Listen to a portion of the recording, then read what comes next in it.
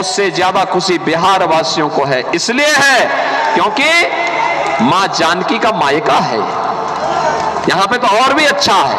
और बिहार ने तो अपने उपहार जब सबसे पहले अयोध्या भेजे, पूरी अयोध्या, पूरा उत्तर प्रदेश और पूरा देश अभिभूत था।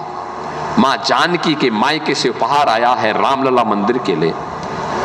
बहनों और भाइयों, ये पुण्य का भागीदार मोदी जी के नेतृत्व में आपके सांसद ने पूरे भारत के सनातन धर्मावलंबियों को बनाया है कि हम उस पीढ़ी में हैं जो पीढ़ी कह सकती है हमने राम मंदिर के निर्माण को अपनी आंखों से देखा है, रामलला को अपनी आंखों से विराजमान होते हुए देखा है। और सच है, मोदी जी का नेतृत्व है, लेकिन श्रेय आपको जाता है क्योंकि कमल चुनाव चिन्ह पर जिसने भी वोट दिया है वह श्रेय लेने का अधिकारी है कि राम मंदिर मैंने बनाया है। आप बोलिए कि राम मंदिर हमने भी बनाया है, क्योंकि हमने कमल का फूल, कमल के मोहर पर अपना ईवीएम का बटन दबा करके रविशंकर प्रसाद जी को चुनाव जिता के भेजा, वो रामलला के वकील बने। राम मंदिर के कारण, कमल के चुनाव चिन्ह के कारण मोदी जी प्रधानमंत्री बने। और मोदी जी प्रधानमंत्री बनने के बाद उन्होंने निर्णय लिया कि अयोध्या में राम मंदिर का निर्माण बनना ही बनना है। और अयोध्या में शिलान्यास में भी और उद्घाटन में प्रधानमंत्री के रूप में मोदी जी का आगमन होता है। आज आप अयोध्या जाएंगे ना, आपको लगेगा कि साक्षात प्रभु रामलला के समय की अयोध्या जीवित हो गई है। कितने लोग अयोध्या गए इधर? मैं संजीव चौरसिया जी से कहूंगा, वे उत्तर प्रदेश के वहां के सह प्रभारी भी हैं। मैं कहूंगा चुनाव के बाद एक बार पटना वासियों को पूरी ट्रेन भर करके अयोध्या लेके आइए रामलला का दर्शन कराने के लिए। लेके आ जाना बस, बाकी तो प्रबंध हम अपने आप ही करेंगे वहां पे। बहनों और भाइयों, आज अयोध्या के दर्शन हो रहे हैं, नई अयोध्या, क्योंकि नया भारत है तो नए भारत की नई अयोध्या तो बननी है। काशी में काशी विश्वनाथ धाम भी आप देख रहे होंगे। और अब तो मैं तो लालू जी से कहूंगा, लालू जी आप तो नहीं करेंगे क्योंकि आपको तो वोट बैंक की राजनीति करनी है, लेकिन मैं कह सकता हूं अयोध्या और काशी के बाद हम मथुरा की तरफ भी जा रहे हैं।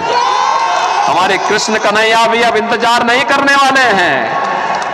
कृष्ण कन्हैया भी अब कह रहे हैं हो जाए बस बार तो।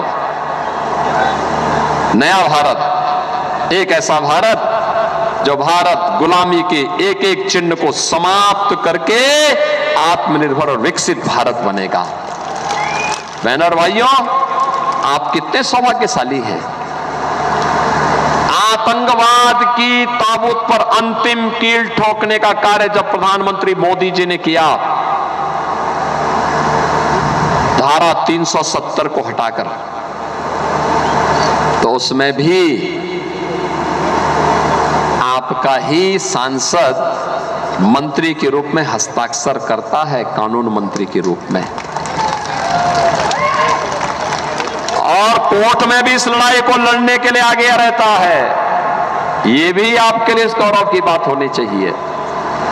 और यही नहीं, नारी गरिमा, आधी आबादी को सम्मान मिले।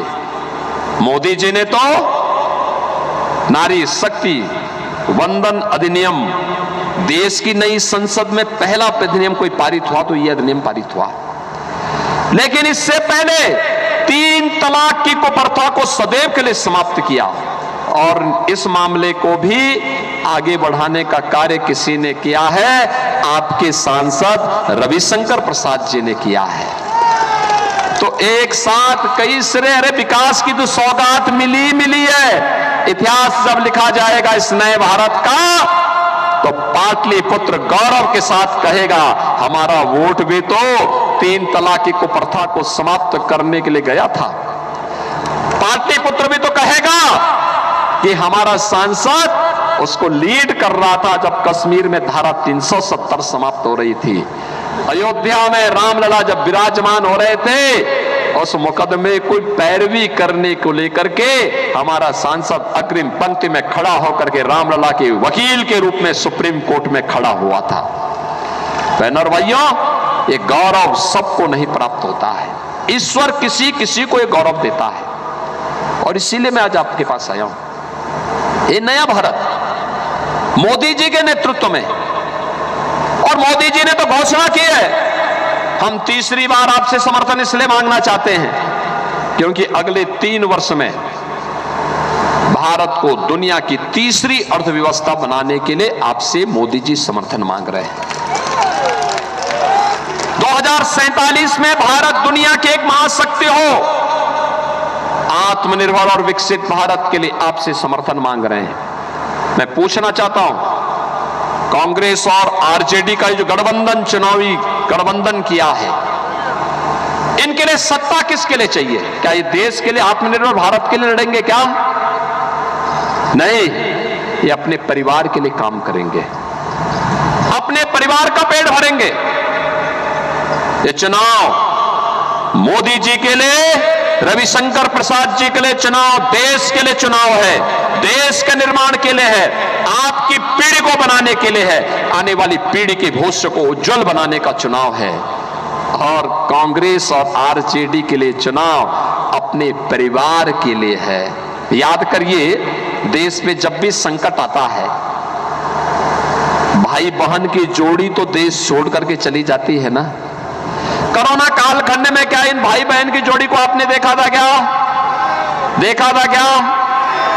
आपने आरजेडी के नेताओं को सड़क पे देखा था क्या? सेवाई संगठन है, यह काम केवल भाजपा के लोग कर रहे थे, आरएसएस के लोग कर रहे थे, बाकी किसी का आता पता नहीं था। जनता जनार्दन की सेवा कर रहे थे, अपनी जान को दांव पे लगा के काम कर रहे थे।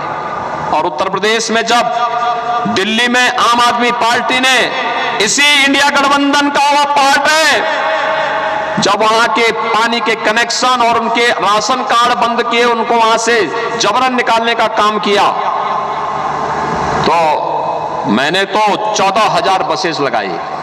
लोगों ने कहा अरे बिहार के, अरे हमने कहा बिहार क्या बात करते हो भाई, हमारे देश का नागरिक और मां सीता के, मां जानकी के माई के लोग हैं, मेरे मेहमान हैं, मैं तो उनकी सेवा करूंगा, सेवा करूंगा।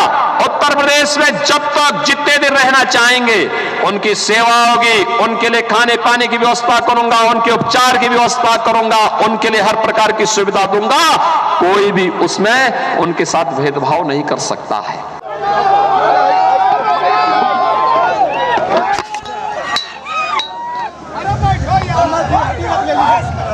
भारत माता की, भारत माता की।